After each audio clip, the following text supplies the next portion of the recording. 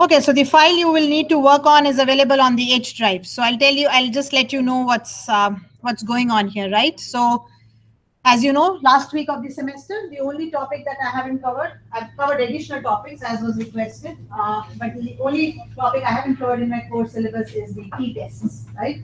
So I'll show you the t-tests today, how you do them in Excel. I'm hoping you've done them in SPSS, right? So I'll go through it to the best of my ability. I had to, of course, revise my stats and everything and do a couple of lessons because, as you know, I've not been doing stats for a while now, but I think I'm good.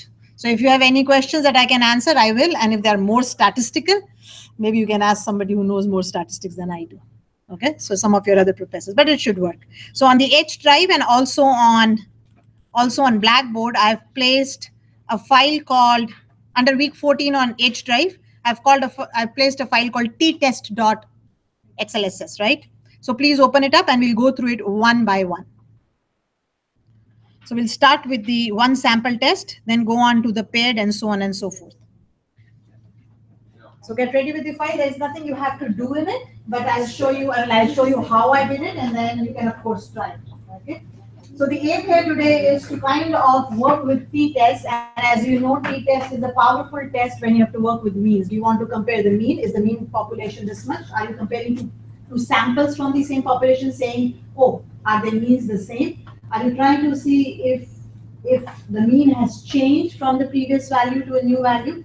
And then also you can talk about paired t-test where you're drawing information about the same. The sample is the same times, whatever, but the sample is the same. So the sample is not independent, one before you do something and one after you do something. Therefore, it is called paired t-test, right? So I'll go through one by one through each of them, and I'll explain what I've done. I've given you the data, I've given you the results, and I'll show you how the results would be, so that if you don't have SPSS at the place you're working, you know how to do it in Excel. That's the aim, right? That's the aim. So assuming, since it is week 14, you've done stats and you have done SPSS with another teacher, you know about t-tests. Right? Of course, there are more options. There is a z-test which kind of closely relates. You could use it instead of t, but I'm not even talking about it, right? Because I'm not so knowledgeable about all the tests that are available. But at the end of the day, remember, you will have to do analysis of data. And keep in mind, when you do analysis, the first job is you clean your data, one. Then you put it into a format that is required. So when I say format that is required, you'll say, oh, this is what I need and this is what I need and so on. Shh, guys, please, can I have your attention, please, now? Thank you. Right? And then you do your analysis. Okay? So analysis, of course, you will have to do your analysis at the end of the day, but you don't just start analysis without looking at the data, what is available, how should I clean it, and so on and so forth. So hopefully, when you go out now, how many of you still don't have a co-op, or what do you call it, internship? Oh, okay, so kind of half the class, right? Let's keep fingers crossed and hope you can go into it and get it. It's important, but at the end of the day, you will. Just don't worry. Don't panic about it. Today or tomorrow, you will have it. Okay. So when you go out into the real world, definitely you are on your own. So sometimes I get emails back from my students and say, what do you think we can do? Like, stuff like that. But most of you will be successful, will do well from your knowledge that you've gained here at the college. So hopefully everything will work out. And again, if you have any questions after the semester also, you can always come back or email me, my email. And if I can help, I will. Right? If I can help from my point, sure. If I can find answers for you, sure. But keep something in mind. There is no dearth or shortage of resources online. Like, there are thousands and thousands of resources. If you don't understand one, you can read the other. You may read 10 before you understand the concept. But that's how you learn. That's how we learn also. Like, things have changed so much. When I was a student and now, like computer science, for example, it changes every day. We have to learn. So everybody has to learn. And there are so many resources that you can't complain. You really can't complain. There is so many. Some are really not so good, but at the end of the day, you will get it. Okay. So try to be on your own. Try to be independent. Try to be the leader instead of the follower. Right? So that you have that confidence. Okay. So if all of you have copied this file, then I'll start making changes in it. So this is available on the H drive under week H Aula. week 14, and it is called t-test XLS, the file. So what I've done here is, if you notice, I've created a few, there are 4 of them. You don't see all 4 just because of the size, but anyway, so I've created 4 sheets here. Please notice I give them good names. So even if it is not a part of the assignment, you should always do things as they are required. You have sheet 1, sheet 2, no clue what these sheets are. So whenever you create sheets for your client or create a workbook for your client, please ensure that it has a good name. Okay, and your sheets tell you what they contain. So notice how I've called it 1 sample t-test, and I've called it a paired test, then 2 sample with unequal variances, and 2 sample with equal variances. Okay, so we'll start with the first one. Now this first test is one which is the 1 sample t-test, where you basically check the value of the population mean given a sample. So you have a sample and you say, is the population mean equal to this much, kind of stuff. That's your first simple test. Unfortunately, there is not a test for this in Excel, but you can make it work. So I've done that for you. Okay, so what do I have? I have a sample which is telling me the height of individuals, and you will see I have some data here, right, which I picked up from a website. Right, so what you have here is you have 200 odd values starting from row 2 till 201, I think I saw. You have these values of individual heights in inches, as it says, and it says, can you, looking at the sample, can you test the hypothesis that the mean, sorry, sorry, come again? I hope that's centimeters. Oh, is it? Did I say in inches? It says in inches, but it should be centimeters. Divided by 12, yes, definitely. Definitely. It's not inches. Definitely. Thank you. Because then you divide by 12 to give you inches, right? So please make that change. Thanks for pointing that out. Exactly. Can be inches, right? Centimeters and convert into inches. Yep. Yep. You're right. Just because we are so used to saying in inches, I didn't even think about it. And definitely that's not in inches. So that would be 5 something. Anyway, right? So I have heights of some individuals in centimeters, and I have to test the hypothesis that the average height is 152 centimeters. That's my hypothesis, right? That's what I have to check. Now, since this is a 1 sample test and there is no option of 1 sample test, how do you know? Your t-tests are available under the data analysis. And you've used this before many a times. You've used this option. You will notice that there are t-tests at the end. So do you see you have a paired one, you have a 2 sample one with equal variances, you have a 2 sample one without, that means unequal variances, but you don't have the single sample test. So now you don't have SPSS. You don't want to do it by hand. You can do it by hand, of course. I've given you the formula here, right? Notice there's a formula here. This is how you calculate your t statistics. Then you go and find and check and so on. So this is your t statistics. X bar is your mean of your sample. Mu is the mean of your population, which I've said I'm testing against 152. S is the standard deviation of your sample again, and N is the number of terms. You're familiar with this formula. So if Excel doesn't have it, you could do it by hand. And then you do it by hand, you calculate your t, then you look up the t table, and then you go to your particular alpha level, degrees of freedom, and check the value. You could do it. Who wants to do things, right? So what I've done is I've kind of figured out a way, not I, of course, a friend of mine, because as I said, I have to learn statistics. I have to kind of go back, right? So this is what I've done. I've created a dummy column with 0 value. So I've created another sample, but that sample is useless. It's just dummy. So I've created a sample, another sample, which I've called dummy, and I've put in some 0 values. You could fill it up till the end. You could, minimum you need 2, because we have to calculate this mean and variance of whatever, right? So I've created a dummy column here, and this dummy column is useless for me because its values are zeros. But definitely mean will be 0, variance will be 0, therefore it is dummy, it has no use. But what I do with the help of this is, I convert my 1 sample test into a 2 sample test, because Excel gives me 2 sample tests, right? So I'll convert this single t test into a 2 sample assuming unequal variances. Of course, the variances are unequal.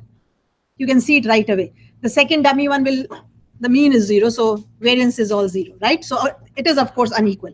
So the mean of these heights is 157. The variance is 22.34. You could use your formula of your mean and so on and say, oh, of course, the variances are different. We know they are different. So since Excel does not provide a single sample t-test, this is how you will use it, how you can do it. Create a dummy column with all 0 values, and it's dummy, so it has no use. As you see, the variance will be 0 and the mean will be 0. And now I will use the T2 sample assuming unequal variances. That's what I'll do.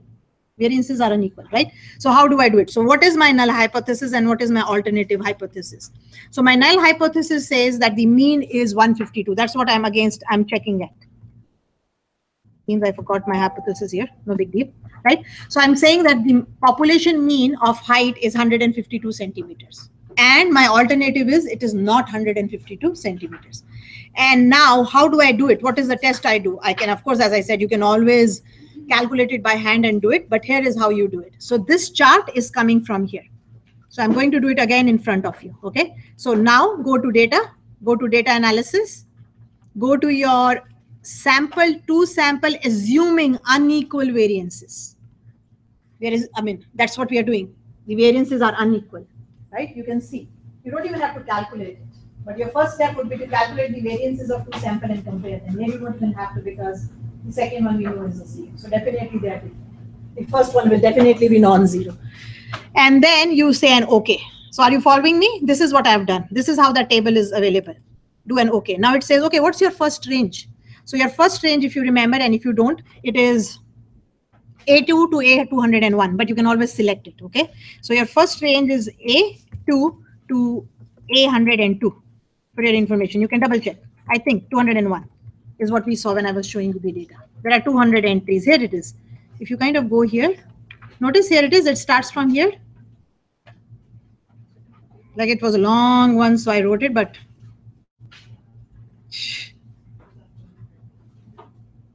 there it is. Right, and that's what it is. A2 to A201. Because I knew it, I put it in. Now, what is your variable 2 range? You could put B2 to B201, the same thing. And as I said, all you need is you just need minimum a couple, more than one terms. And again, it was not difficult. You could do whatever you like. I just put in the second range also. Now you'll say, how come one sample is smaller and one sample is bigger? Can we do it? Yes, you can. The sample sizes can be different when you're using the 2 sample t-test. It's allowed, right? So at least 2 minimum you want. You can fill it in if you like. You can leave 5, 6, whatever. I just kind of went with a few values. Not 1, at least 2, because we're talking about a sample, not a single value, right? Now it is asking you, what is the hypothesized mean difference? So for me, I'm saying the mean is 152, and my second sample has a mean of 0. So for me, I put a value of 152. That's the difference between my means. What is 2 sample test? 2 sample test says the 2 means are equal, right? There are 2 means and your hypothesis is exactly equal. And then your alternative could be not equal, greater than or less than, whatever. So if you are saying mu1 is equal to mu2, what are you, in terms of what you are saying here? Mu1 is 152 and mu2 is 0. Your second dummy column is 0. So what is the difference between the two? 152. See why am I saying, now how do I put in this value? Please listen again. The T sample, I'll try to be here because people are can't hear me if I go away. Right? So I changed my 1 sample t-test to 2 sample t-test because 1 sample is not available. If it was, I wouldn't have to go through all this. So how did I do that? I created a dummy second sample, and that second sample had all values as 0. Right? Now, if it was a 2 sample test, your hypothesis, null hypothesis is what? Mean of the first sample is equal to mean of the second sample. That's what your hypothesis is always. You always say the means are equal. Now, which means the difference between the means is 0. If I say A is equal to B, that means the difference between the two is 0. A minus B is 0. So now here my hypothesis is my first sample's mean is 152. And I'm saying my second sample's mean is also 152, but it is not, it is 0. Right? So I'm just trying to convert it into 2 because there is no way I can do it 1. So what do I say here? I say that the mean difference is 152 here because 152 minus 0. You're checking mean is equal to 152. Your second sample's mean is 0. So what is the null hypothesis? That the difference is 152. One mean is 152, the second's mean is 0. So what is the difference between the two? 152. So that's why you can say mean is 152. Right? And then does your data have labels? I didn't include my labels, so no. What alpha level are you checking at? I'm sticking with 0.05. You can change it to 0.01 if you like, the other common one, right? And then it says, where do you want your output? So now let's put our output right here. Just place it here. Uh-oh. Let's place it here. So just give one cell, it will fill up the rest. I mean, I don't know what it will show. Of course, I know what it will show, but we don't know what it will show. So we don't know. So is this clear how to fill this in? So variable one range is saying the range of your first variable. Variable two range, which is a dummy column, is saying the range of the second column. I just stopped at B10. You could have gone it till B201. I'm saying that the mean difference between the two is 152 because that's my hypothesis. My population mean is 152. If you said it was 150, then I would have said 158. That's the difference between your two means, and the rest, the output range. Erin. I'm sorry, yeah. Is anyone having an issue trying to get online today? Aside from me? Yeah, Jillian was having it. Just Google Chrome. Just use a different browser. Go to the start menu and type Chrome, and you'll find Google Chrome, and you can connect that way. But the Excel you're gonna have to work with too. But why do you need to go to the internet? Just my. To get it on Blackboard, to get the file. It's on H drive also. It's always on the H drive. Go to H drive. Logging into our actual student account. Okay. I mean, if you have to, but there is a solution. Do not use IE, the Internet Explorer. You should hear. This is how you kind of go to a different. I'll do an OK here. Right? You go here on your start menu and type in Chrome.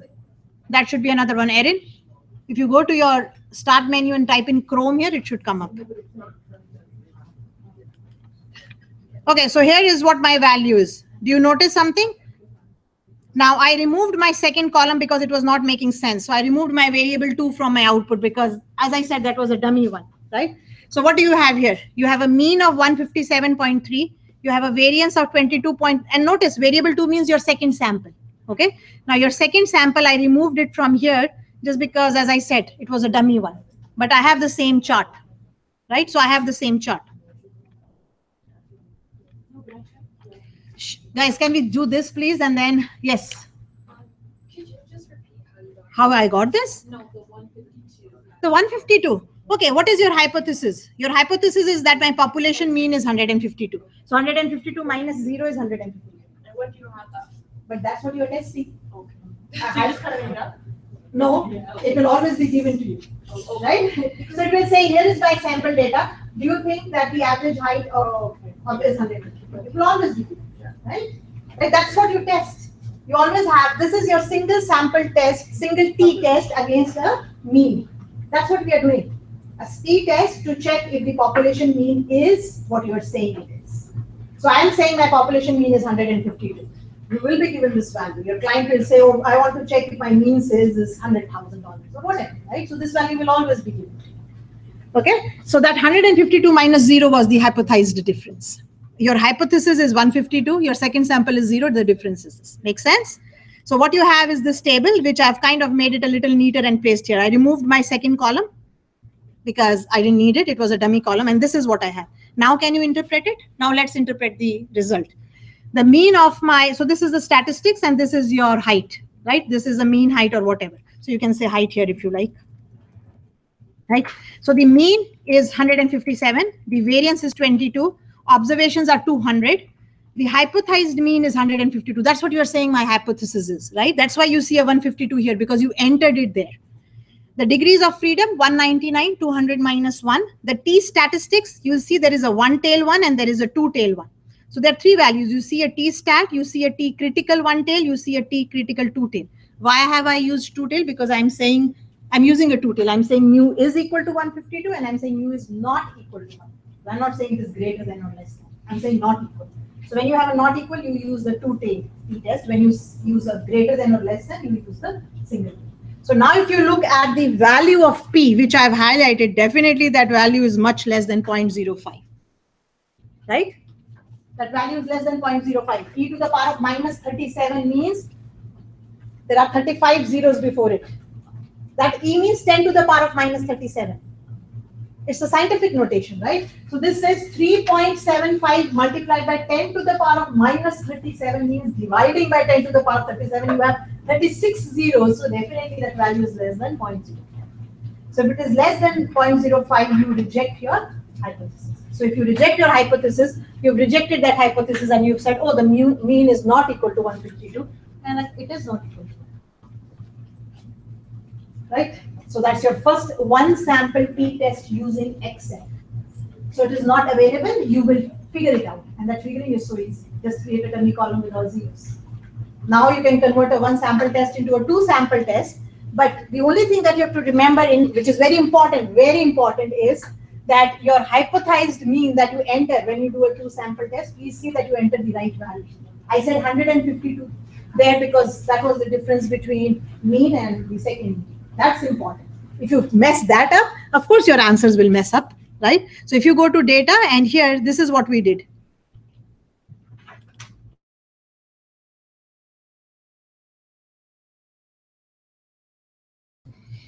Not getting my data analysis.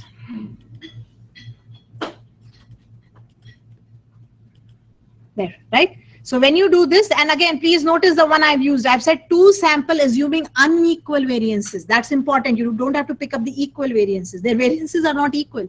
So you pick up the unequal variances, and the value that you put here is very important. This is the value. That's important. If you try to put a 0, you will see entirely different results. Maybe you still reject it, but that's not what we are talking about. We're saying different results. They're not the right results. They're not the correct results. So 1 sample test changed into 2 sample test in Excel because 1 sample test is not available. So once you have that, you have your statistics, pick it up and do it. That's what you do. Okay, so that takes care of it. So you understand the 1 sample test? All that had to be done was create a dummy column. And that's very logical. There's nothing wrong in it. Like, it's a logical way of doing it. So that's the turnaround. Now, so that is a 1 sample t-test in Excel. So if you don't have SPSS, there it is. You don't have to do it by hand. But here is your T formula just in case you wanted to do it by hand, which I don't want to. I can do this, but then looking up the tables and all that, too much work.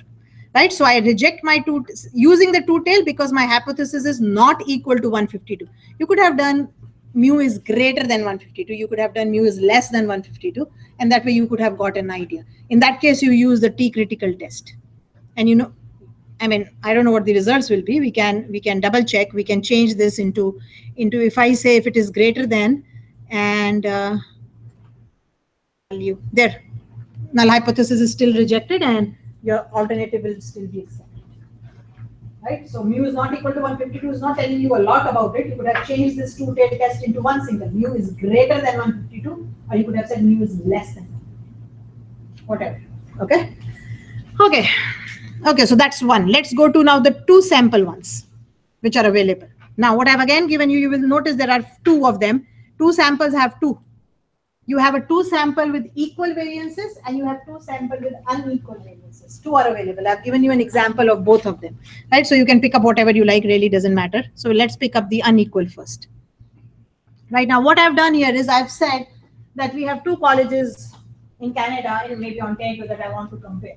Is one better than the other, right? So I've just taken marks of some students from the first college and I've taken marks maybe in the RAPP course, maybe in your Excel course, right? So I've taken marks of some students in the first college.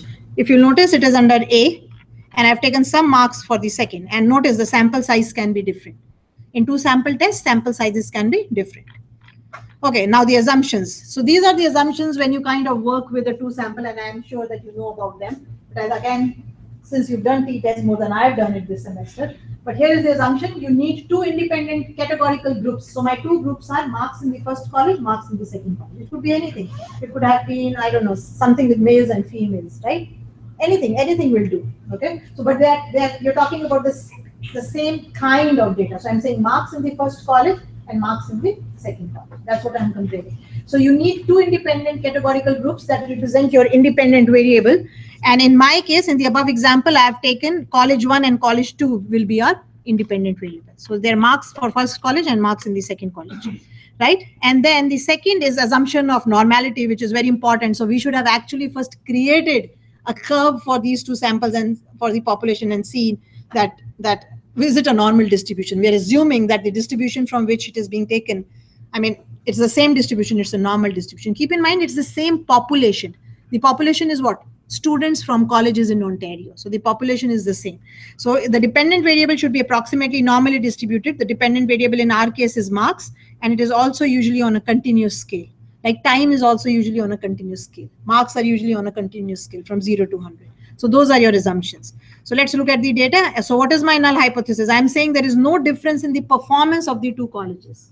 So now again mean of the first is equal to mean of the second. So mu naught is the mean of the first sample, mu1 is the mean of the second sample. I'm saying there is no difference. They both are same. It doesn't matter whether you join Georgian College or whether you join Humber College. It's the same, right? That's what I'm saying. That's my hypothesis. And my alternative hypothesis is that the two colleges differ in their performance. There is a difference between the two. Again, I've used a two-tail. You could have used a single tail. You could have said mu1 is greater than mu2. You could have said mu1 is less than mu2, saying that the first one is better than the second or the second one is better than the first. That doesn't matter. Like all you have to do is pick up a different p-value. So the process remains the same. It's just what you're trying to do. Okay, so that's my null hypothesis and my alternative hypothesis. And those are my assumptions, which I'm assuming are true. Same thing. Again, I go to data analysis. I pick up the two sample assuming unequal variances. Now you will say, how do I know if they are unequal? You should be calculating them first before even you do the t-test, right? You should say, are the variances equal or not? So I calculate, and it's a simple formula. You have that RAPP, right? And all you do is, if you do it here, you can put it right here. You can say is equal to, remember your RAPP, there it is. If it's a population, it's a sample. I don't know what data analysis shows. So let's do this one. And then what is the list? From somewhere to somewhere, right? So the last term is 51 and 2. So that's your step 1. It's coming at 356.7040. 356 at 7040. Okay, so it's the sample variance, which I'm correctly doing. So this is your variance of your first one, right? This is your variance of your first one. About the variance of the second one, use a normal formula, var.s. And instead of, we have 61. So B2 to B61. I'm calculating the variance of this one. Variance.s for sample variance. Have you forgotten your variance formula already? We did this some time back. There are a few variance options. Remember, I also talked about it with you. Here, let me show it to you. Can you see it? Equal to var, and notice how many there are. And I also talked, don't use the ones that are being deprecated, where you see the warning symbol. So var.p, notice it says calculates variance based on the entire population. Then there is a variance.s. That's the sample variance. And what does it do? It estimates variance based on a sample, and that's what we have. Then there is a 3 and a 4. You may have not used it, but a couple of students did, and I said that's not the right one. It says estimates variance based on a sample, including logical values and text. We don't have any logical values. Logical means true and false. And it tells you text and the logical value false have the value 0 and true has 1. Why would you use this one? I don't have logical values anyway, but why would you use this one? We are working with numbers. Right? And the next one says, again, it's the same one, but it has a PA and it's the population one. So for us, this is the suitable one. This is the one we want to use. Variance of the sample, and all our values are numbers. We don't have logical values or text in it.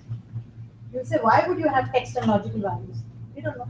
They have given an option if your data has some, what is text? It could be an empty cell is also text, which is assumed to be 0. But why would you have true and false in it? I don't know, but it's taking care of it. If it's a true, it will give it a 1 value. If it is false, it will give a 0 value. That's how it works. For me, I'm not even concerned. All my numbers are numbers, so I went with var.s. I would not like you to use this var and this varp because this function is just available for compatibility with the old Excel versions. And it has been replaced. It's now available in var.s. What used to be var is now var.s. What used to be varp is now var.p. So don't use them. Don't use anything that has the what do you call, warning symbol with it. That's called the warning symbol. You could, but they tell you not to, because in future they won't keep compatibility with old ones forever. It stops somewhere. It's not compatible with 2003 or whatever. So that's what I've used here. I've said calculate the var s for A2 to A51. That's my first sample. I've said calculate var s for B2 to B61. Is there a difference in variances? Do you notice there's a 356 and there is 407. So definitely variances are unequal. When will you assume them to be equal? When they're quite near. 2, 1, something like very near. A couple of differences, but here there is a difference between the variances. Since variances were different, I used the 2 sample t-test with unequal variances. That's why I used that one. I didn't use the equals one. Make sense? Why did I use the unequal ones? Okay, so that's exactly what we were doing here. So let's come back again. Okay, so let's go to data. Let's go to data analysis. Let's go to two sample assuming unequal variances. And now fill in your data. So your first cell, we have it in the 51. A2 to A51 is your first one. Right, that's your first one. Your second one is B2 to, I think it was a B61. Yes, thank you. See that you fill them up right. If it's wrong here, it's wrong. Your result will be wrong. So I'm saying my first variable is A2 to A51, and my second variable is B2 to B61, and we know that sample sizes can be different in two sample t-tests.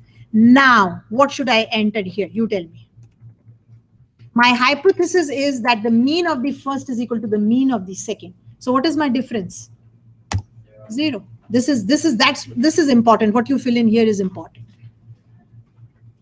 That's what you're testing. You're saying the two means are same. They are both performing the same way. There is no difference in their performance. So whether you join Georgian College or whether you join Humber College, it doesn't matter. The course is the same.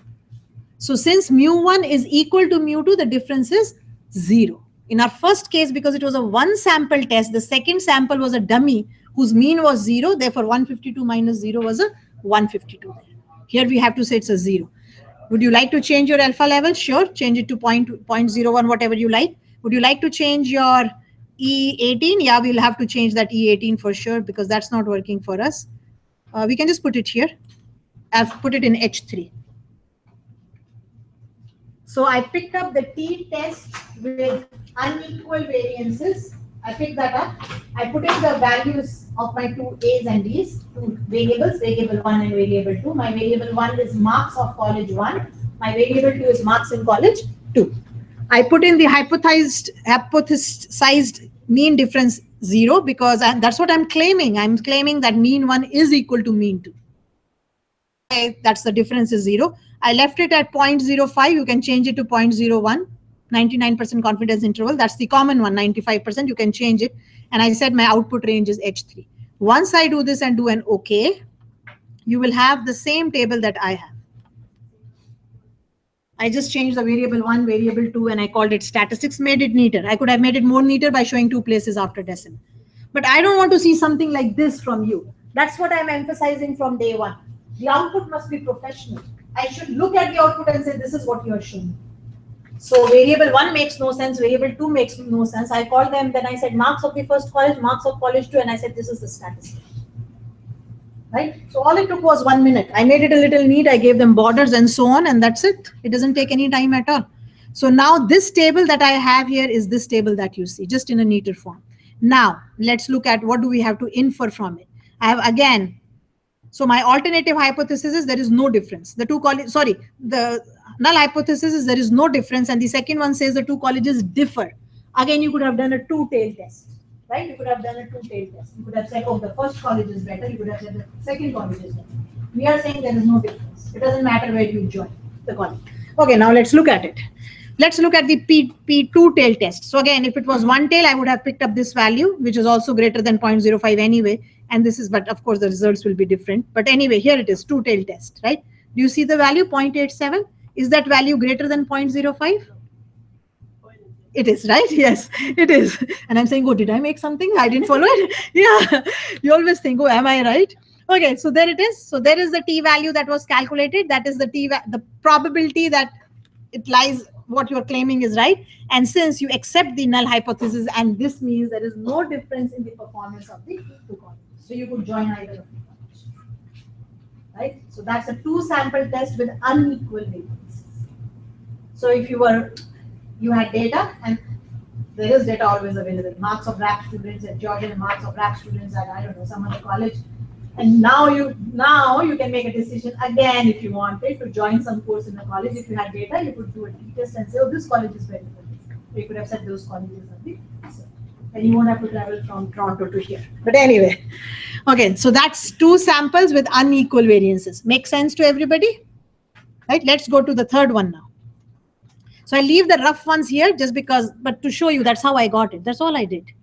Right? Now let's go to the two sample equal variances. And again, your first job would be to calculate the variances. So you can again calculate the variances here. You can use your normal formula, var.s.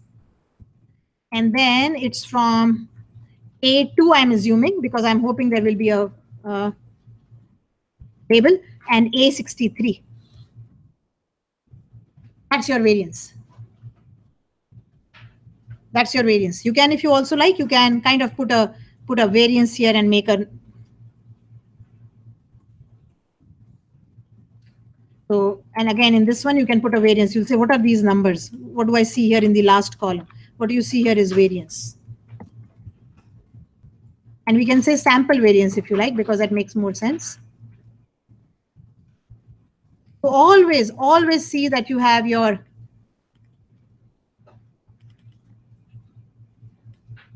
it's a must, otherwise it's useless. Like you're putting some values and you're not even telling me what they are. So now it makes sense. So these are the variances. And I'll do that same here. I'll say variance, sample variance. How long does it take? Not even a minute. And again, see how the variance is going. I kind of increase the column. Okay, similarly, please calculate the variance here. Go var.s. And now it is from B2, I'm assuming, till B58.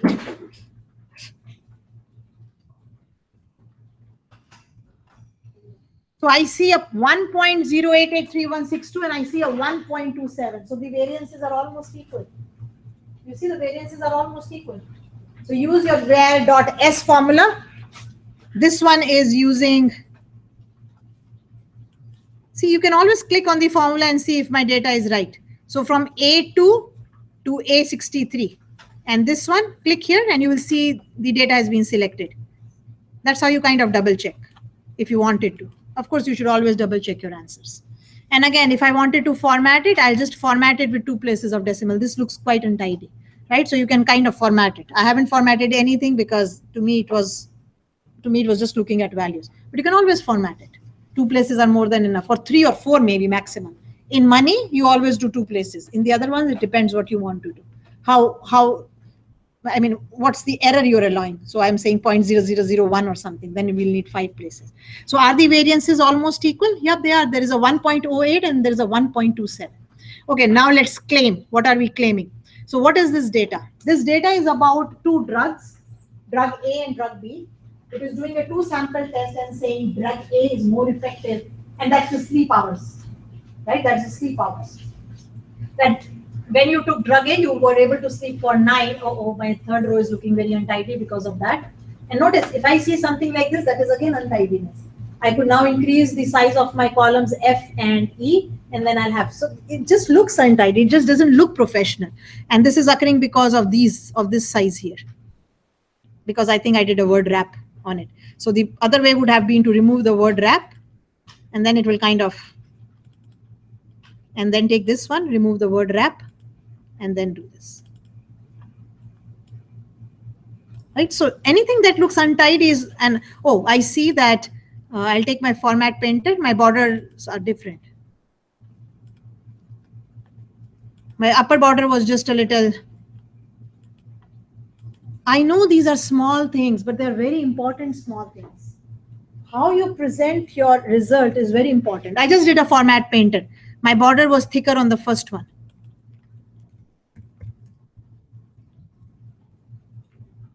There it is. Okay. So now I know my variances are almost equal. And so what do? I do a 2-sample t-test. So it says t-test 2-sample assuming equal variances. You'll have to do the same thing. Okay. So what is your hypothesis? The hypothesis says there is no difference in the performance of the 2 drugs. Doesn't matter. Sleep. That's all it is. It has the same hours of sleep, right? So one is not better than the other. You're saying they're the same. Again, I'm doing the 2-tail one. You could have done the single one. But the hypothesis is always remains the same. The alternative changes. So I'm saying that drug A is no better than drug B. They're both equal in terms of sleep hours that a patient gets. So hospital A is using drug A, hospital B is using drug B, and you're saying which hospital should I go to? Who's a better doctor? Which is a better hospital? So I'm saying there is no difference.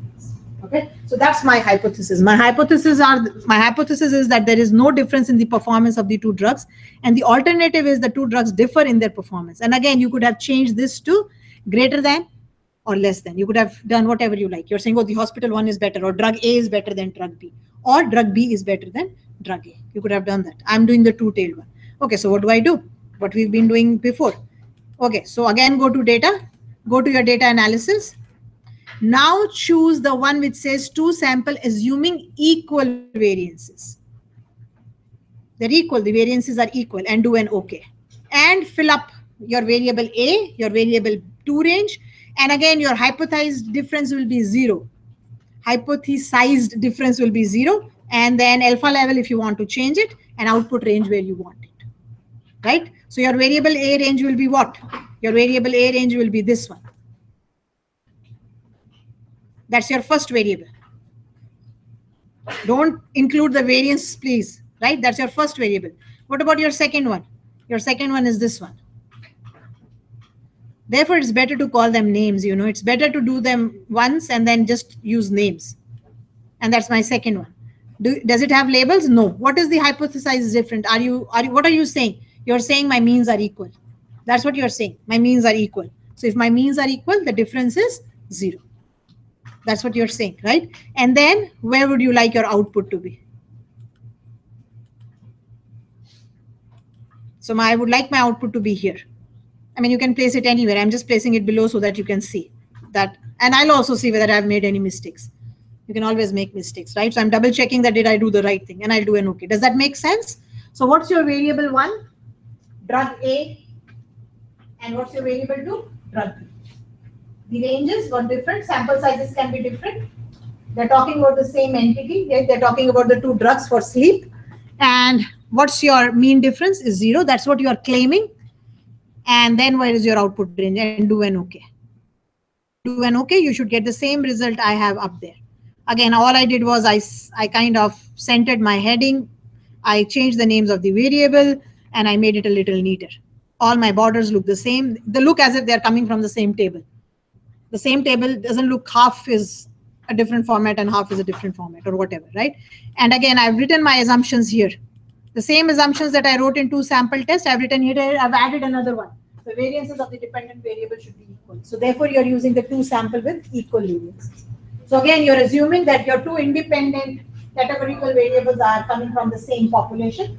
Right? People are coming from the same population. One is going to hospital A, or one is using drug A, the other is using drug B. But they're coming from the same normal population. So you're assuming that your population is normal.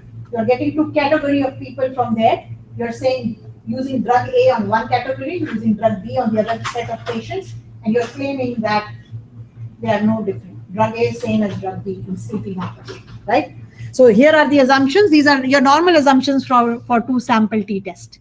Now you could be wrong in your assumptions. Maybe your distribution is not normal, right? But that's the assumption. So you have to double check that they are the right assumptions. And then again, what do? We look at the 2-tailed p value. Notice again, it's a very small value, 0.00000, 24 zeros and then a 1. Definitely this value is less than 0.05. So since this value is less than 0.05, I haven't written my, okay, so bear with me now.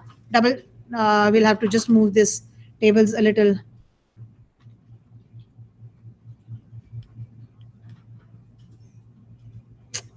Come on. Oof. One, you have to get the right. There you are. That's strange. I don't know. Anyway. Oh, there it is. It's just not showing up because I didn't give it enough space. So I'm going to do something for now because I don't want to waste time in moving my tables. There it is. So since the value of P is less than 0.05, reject null hypothesis at 5% alpha level, which means alternative has been accepted, and it says the 2 drugs differ in their performance. That is, mu naught is not equal to mu. Right? So this is a 2 sample t-test with equal variances. The assumptions are given there. I've given you the assumptions. I don't know why I can't move it. That's really strange. It's just a normal. You kind of get here, you get this square one, and you now I can. Maybe I was not doing it in the right one. I just like my, and notice how again when I create my text boxes, I kind of make them with the margins. right? I don't just place them anywhere. I make them neat too. I kind of click them with the column margins and the row margins. They just look neater.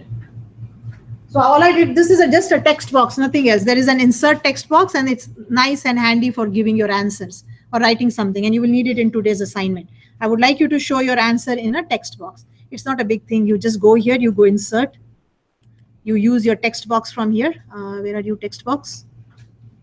I can never find things here when I work like this.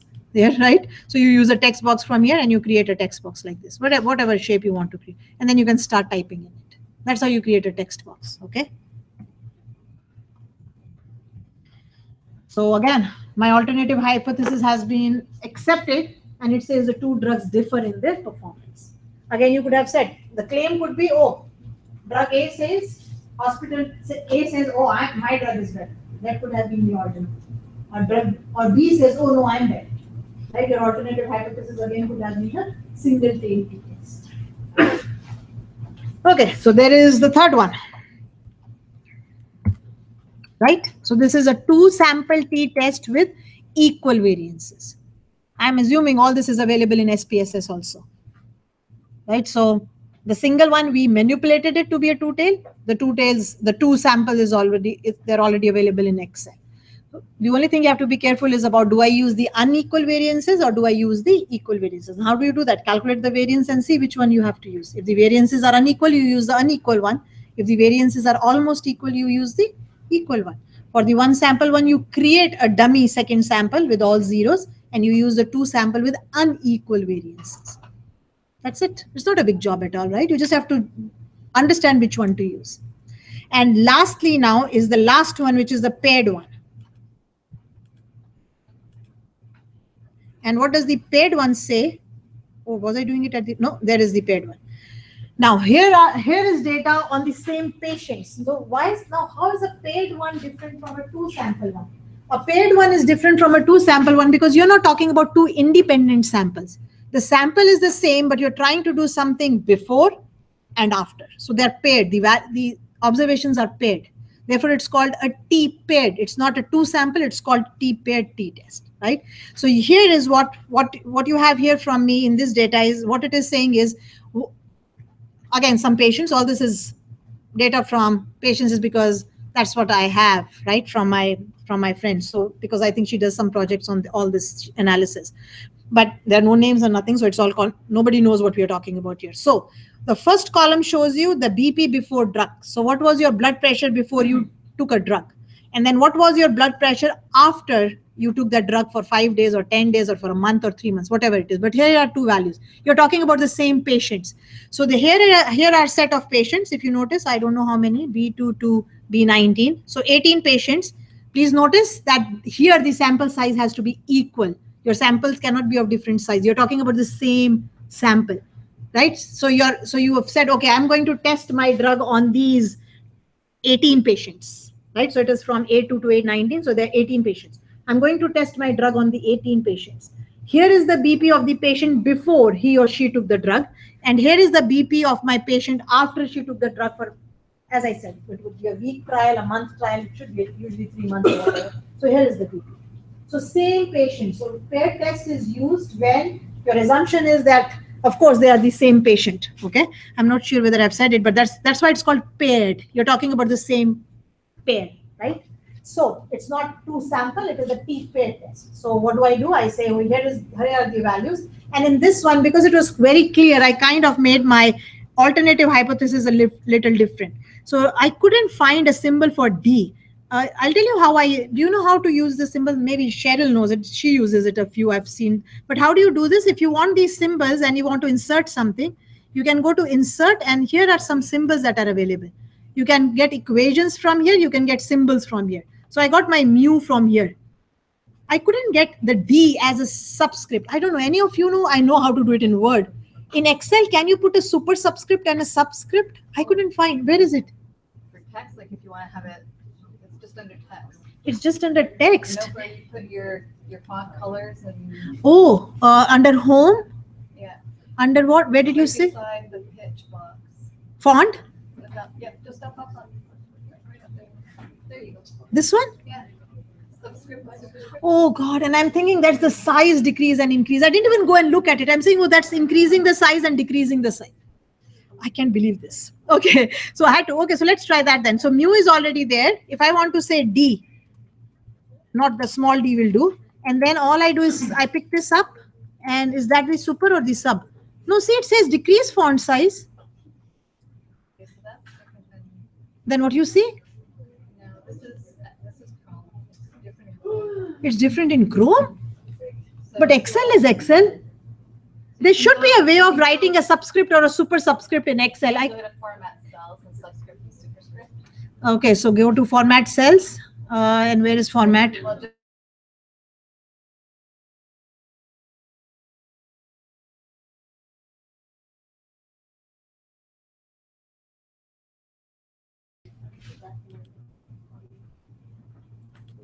Oh, of all the things. And I can't believe this. I really can't believe that I didn't know how to do it. And I'm thinking there has to be a way. And I'm trying this. This looks so like this is what it should be, but it wasn't. Anyway. Okay, so there it is. Now it looks more like, oh, now it looks more like a mu D. I use symbols and I was looking through symbols and stuff. There it is. Okay, so here. So the D stands for difference, right? I don't know if in SPS or somewhere it could also be said D bar. Instead of mu D, you could also say D bar. What is this D? D is the difference. So what I'm claiming is this now, right? So I am saying that I have information about my patients before they took the drug, what was their BP and what was their BP after the drug. Now I'm assuming this is the upper. You know how BP has two values?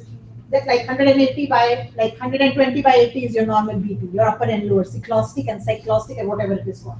These are figures of the upper one. That's what my assumption is because there's in hundreds. The lower one usually doesn't go that high, but it could. So it's only one figure. I'm assuming it's the upper figure, but it could be anything. So I'm just calling it BP, right?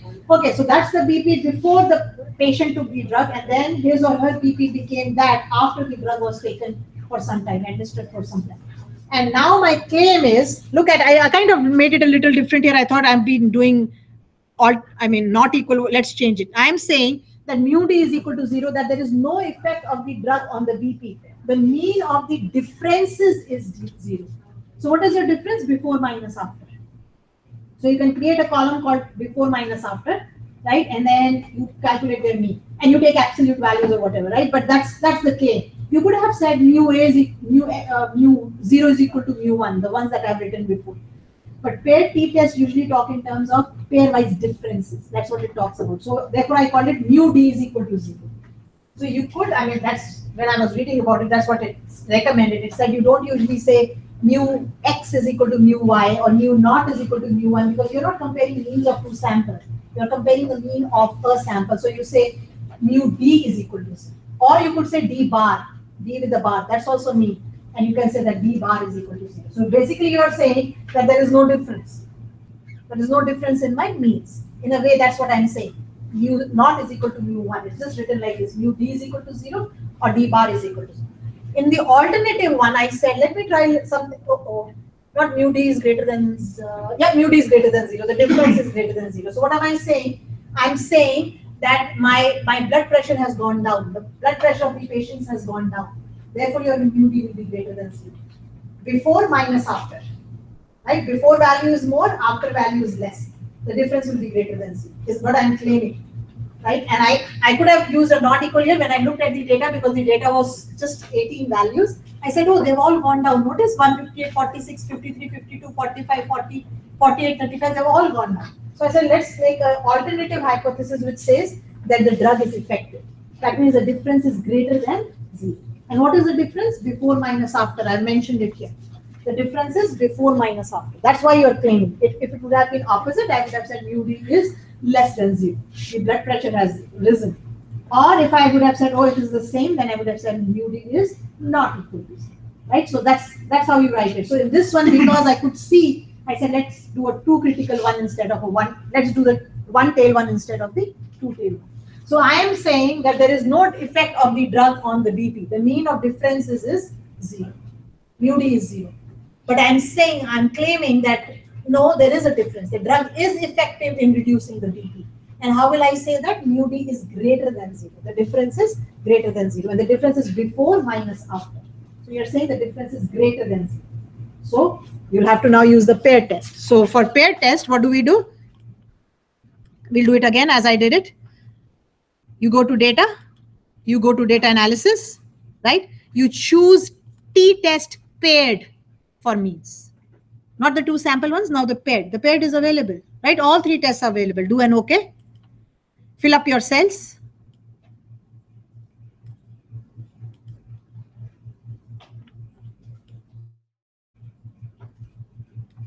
Now again, what are you saying? There is no difference in the means. In a way, that's what you're saying. There is no difference in the means. So 0. We just don't write it that way, but that's exactly what you're saying. The mean value is the same for both of them. There is no difference. We just say it mu D is equal to 0 or D bar is equal to 0. Right? Again, do we have labels? No, I haven't included them. If you said A1 to A19, then you would check labels if you wanted to do that. So you can do it. You can try. It's not a big deal. You can make that A1 and you can make that B1. And now say, oh, my data has labels. That's what you can do. That's the only difference. So if you start from A1, please see that you have labels checked. Why? Because the first row has the label. Right? And then again, do we want to see it in an output range? Yeah, I want to see it maybe here. Uh-oh. Yeah, I want to see it here. There it is. So in this one, I've just changed it a little. I've gone from A1 to A19 and B1 to B19. Your two samples cannot be of different size here. It's a paired t-test. In two samples, they can be different. Here they cannot be different. Right? So it's a paired test. You're talking about the same patients before they took the drug and after they took the drug. Therefore, it's called pairing. It's a pair. And I've used labels here. Therefore, I've just checked the labels and I'll do an OK. My results will be no different from what you see here. Notice same thing. So put when do you check labels and when you don't check labels depends upon whether you're including the heading in your data or you're not including. That's the difference. That's what labels are. And now same table. Notice it is the same table. Mine is just neater, right? And again, all I did was I did a center and merge. I put it in the center. I gave the names. I could say statistic here. And there it is. So this is the mean before the drug. Yes. Should you round the decimals in this situation, or you could, right? For us, what is important? We are more interested in the p-value, so we don't bother to do other things, right? Remember, those are important when you're trying to compare the means or variances. Here, my aim is the p-test. Therefore, I didn't bother at all. They do look a little untidy with so many decimal places. To neaten it up, you could just have said 2 places. But it's not a necessity for my analysis. It's a necessity when you're analyzing it. Do you want to round it? Do you want to format it? Or maybe you don't want to do anything with it, right? Because analysis could be different. So again, what did I do? I picked up the one tail one, this one. Notice how I've highlighted the p-value of the one tail, not of the two tail. Though the two tail is also less than 0.05, but that's not the case. I mean, you do the right thing. So since it is a one-tailed test, doesn't matter whether it is right tail or left tail, but since it is a one-tailed test, what I've said we will reject. Notice it's again e to the power of 10 to the power of -7, which is a 0.000, 6 zeros and a 1. Definitely it is less than 0.05. Reject the null hypothesis, and you're saying we will accept the alternative, and you're saying yes, the drug has an effect on the BP, and which was kind of apparent from your data also, because the data was so small. I kind of said, oh, it is apparent. But again, if you have thousands of values, you're not going to see, oh, is it different or not. Like you could, and then you could make your alternative hypothesis, but so the null always says there is no difference. Null always says there is no difference. And the alternative one then depends upon what you're claiming. Are you claiming, is Georgian claiming I'm better college? Is the other college claiming I'm better? Is the drug A pharmaceutical company saying, oh, our drug is more effective, or the pharmaceutical B company saying our drug is more effective? So I just used the mu D greater than 0 here just because I could look at data, right? And I said, oh, there seems to be an effect. You could try the not equal one. The not equal one simply says there is no difference, but this one says which is better. So one tail tells you which is better, but if you use a two tail, it just says, oh, there is no difference. But of course, then the next question will be, if they are not equal, then who is better, right? That's what would be your next question. So I just did it this way here because I was doing not equal everywhere, right? So here, instead of saying mu naught is equal to mu1 or mu x is equal to mu y or mean of x is equal to mean of y, however you want to call it. I don't know how you've done it in SPSS, but here we are saying the same thing, but we are just saying it in a different form. We are saying mu d is equal to 0 or d bar is equal to 0, where d is the differences and mu is the mean. So mean of the differences. And what is the difference? In this case, it is important. In this case, the difference is before and after, before minus after. We don't take the absolute values. It's the difference. We are claiming that difference is more than 0. In the other samples, if you have to do differences or whatever, then you take the absolute values. But here you take before minus after. And that's the test. So you've said, oh, the drug is effective in reducing the BP. That's what you've kind of found out from your tests. Right? So that takes care. Again, you can, if you like, I was only using it to show you that what I have here is available here. But this is how you do t-tests in Excel. So the single is not available. You can manipulate it. All the rest are available. But of course, it is very important to understand, you being analysts in the future, you just can't apply test without even thinking, are the assumptions being met? Or should I be applying a 2-sample one? Should I be applying a paired one? Is my distribution from which the data is coming normal? Are the variances equal or not? You just can't close your eyes and apply it. Before you apply a test, you have to know which test to apply. And that comes with a lot of experience. That's what I've heard, right? Like it comes with a lot of experience. New analysts will not say, oh, let's apply this and it will work. And you reject or accept and you say, oh, my results are correct. Not necessary, right? Did you use the right test is the first important. Can teach you, right? Because I'm not a statistician at all. Like that's not my forte at all. So I can only teach you what is available in Excel. So and there was an F test also. If you notice, there was a Z test also. If you go to data and go to data analysis, notice I noticed a Z test for sure, 2-sample for means, because I told you Z is also available for T. The assumptions are different, but I also saw an F somewhere. Here it is, F test, 2-sample of variances. So definitely there are more tests. I'm aware of it. There are more tests in statistics. I know there are more distributions, normal, binomial, Poisson, and so on. Whole big world of its own. So analysts just can't close their eyes and say, this is the test to apply. That's the first thing. Which test to apply is the first thing. And that is where I can't really help you, right? But now you know that if wherever you are working doesn't have SPS, that company doesn't have SPSS. Excel, almost every company has it. It's much, much cheaper. Right? So you have that option, right? Any questions for me on t-tests? So we did a 1-sample from 2-sample. We did a pair. We did a 2-sample with equal variances and without unequal variances. And the 1-sample will always be a 2-sample with unequal variances, always. Create a dummy column of 0 and it will become a 2-sample with unequal variances. Are you all okay? Good. So that takes care of my course content in this course. Like I've completed everything that was that I was required to do and whatever I could remember and whatever was asked. But that's not the end of Excel. Of course, it's not the end of Excel.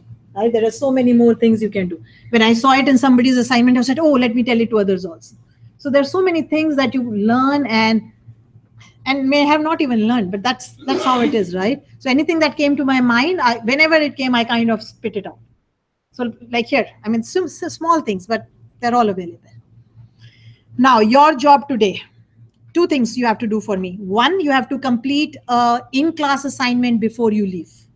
It's not a big thing at all, but I'll show you what the assignment is, and I need you to complete it before you leave. 2, you will need to show me the assignment you did last week if you had submitted it on Blackboard last week. If you were absent, and I have a list of absentees with me, if you were absent last week, of course, you know the rules. They're up on Blackboard. If you were absent or if you came in, I don't know, at 11 o'clock, you were absent for me. The class starts at 9, and that's when I take my attendance. So if I have an email from you, I've missed my bus, or there is an accident on the highway, I'm coming in 10 minutes late, or then I'm fine with it. As long as I know there was a valid reason, half hour here or there doesn't matter. But if I have not heard from you, you are an absent for me. Okay? Because if you know, oh, she's going to give an assignment in the last hour, let me go. That's not what I want. Don't come to my class. Right? Just don't come. That's not how you're not acting as professionals at all.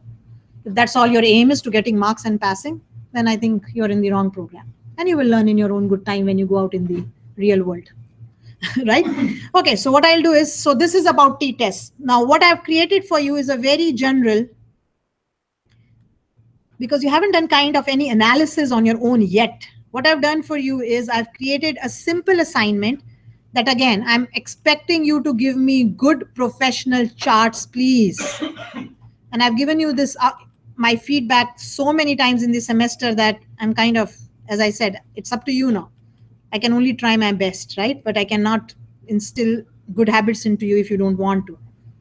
So under assignments, in a minute, you will see your last assignment of the semester in class 7. I'll tell you what I'm expecting of you. You can start working on it, and please work on it individually. I don't want collaborated efforts here, please. I don't. This is your mark, not your group, not your friend's mark. And if that's the case, if that's what you want to do, pair up and I'll give you half marks each. You can take half marks. But otherwise it is an individual. Yeah, you can do that if you like. If that's what you want to do. I'm not testing you and your friend, I'm testing you. That's the whole scenario of education here, right? It could be different in the real world, and it may be, but that's not what we are testing here. So I'm going to look at it, and all I'm going to give is a percentage again. Okay, and here is the assignment. You can, it is available now on Blackboard. I'll open it up for you and I'll explain what I want so that you know my expectations. So you can take a break, get a coffee or whatever you want after I've discussed it, and then you're on your own and it should come in by 12. And people who have come in late, can you just see that I have the right attendance? Cheryl came in. Yamini came in. Bahar came in. Erin came in. I think I saw Solani too. UJ isn't in today, right? No. Okay. And then Sidra usually is here by 10:15. And she has a reason for it. So there it is. So now I have my attendance. Okay. Now, here is the assignment. It says the Calling Trees ski shop has enjoyed a steadily growing business for about a decade. So for the last 10 years, they have enjoyed a good business, right? And here is its data file. So what you will see is I have given you data, very simple. There's nothing big in it. I've given you data about the sales data. And if you notice, the first one says month, year, /year, and the second one says sales in dollar thousands. So what it is saying is in January of 2000, these were the sales that were made, 59.1 into 1000. That's why it says, right? And so it gives you data about 10 years. So from January to December of 2000, then 2001, 2002, and so on till a decade, 10 years. Now the question is, looking at this data, so here is the data, and that's quite a big values, 12 into 120 values, right? Now 120 values. So what it is asking you to do is this, and here is the question. It says that the company's owner believes that the increases in sale justify hiring another full-time sales associate. So the guy says, oh, our sales are increasing. And how does he see it? By charts, of course, right? So that will be your aim, to draw a chart that shows yearly data. 2000 sales, 2001 sales, 2002. How will I do that? How can I sum it back? You know how to sum up values. Some people can be really smart and not do it manually at all. You can use functions that you've used. If the month is January and it can be done using if statements, it can be done in many ways. Choose whatever you are comfortable with. But when you analyze data, you don't want to do things manually. Oh, the first 12 values are 2000. The next 12 values are 2001. There is better way of doing it using if statements and functions. So I leave it to you. If I see anything that has been done well, I'll give bonus marks for it. So I'm not taking off marks if you haven't done it the best way, but I'll give you marks if I see something good. Okay.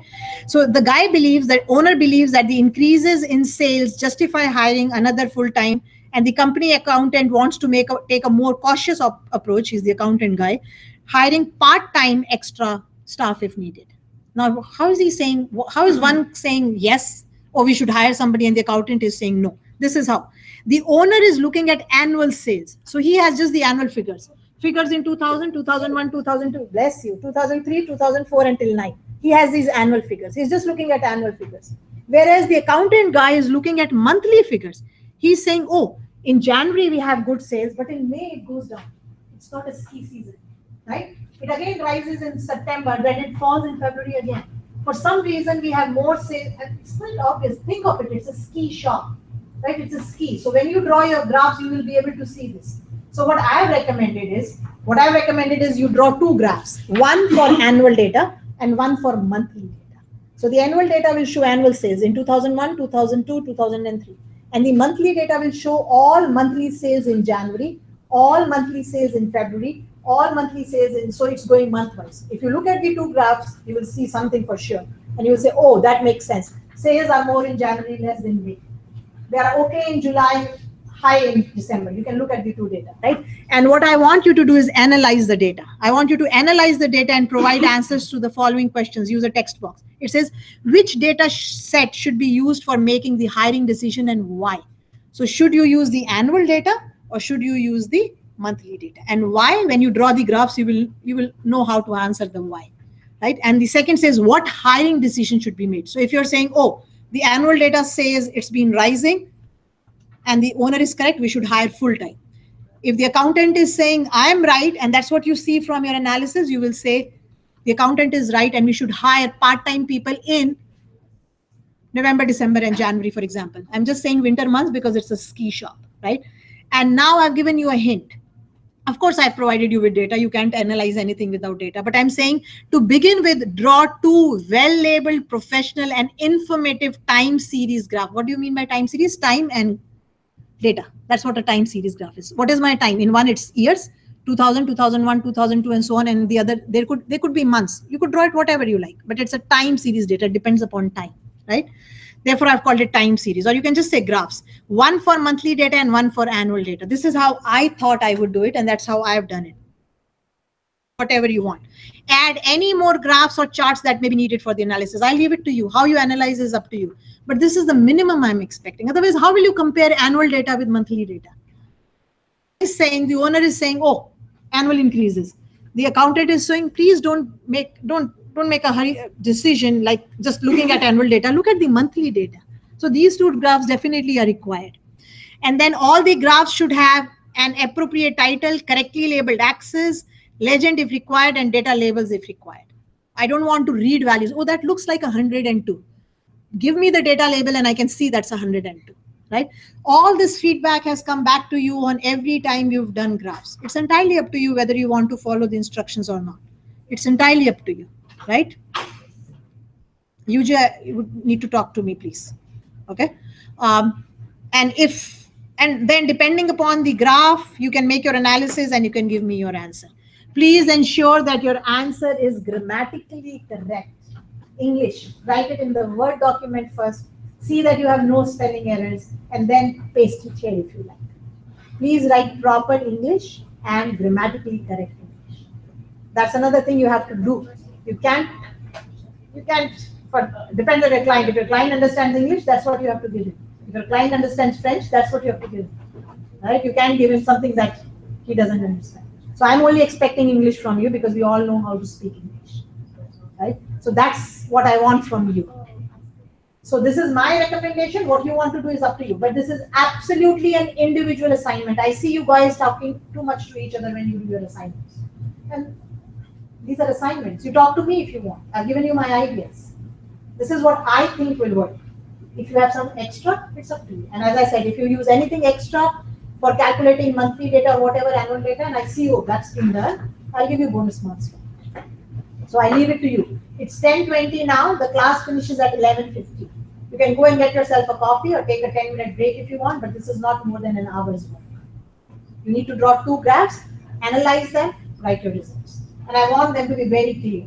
Which, if you're saying I'm going with the owner, then you have to say, yes, a full-time should be hired because he's saying, if you say I'm going with the accountant, and you can't just make your decision based on nothing. You have to analyze your data to make a decision.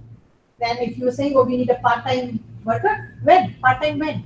Weekly, monthly, which months, and so on. I need all my information correct. I'm not making any guesses. If I have to make guesses, you lose your marks. Okay? So I would recommend two graphs, yearly and monthly. That's my recommendation. I leave the rest to you. So please work individually, and it should come in by 12 today, before the class finishes, right? And it won't take more than that time. It doesn't need more than an hour.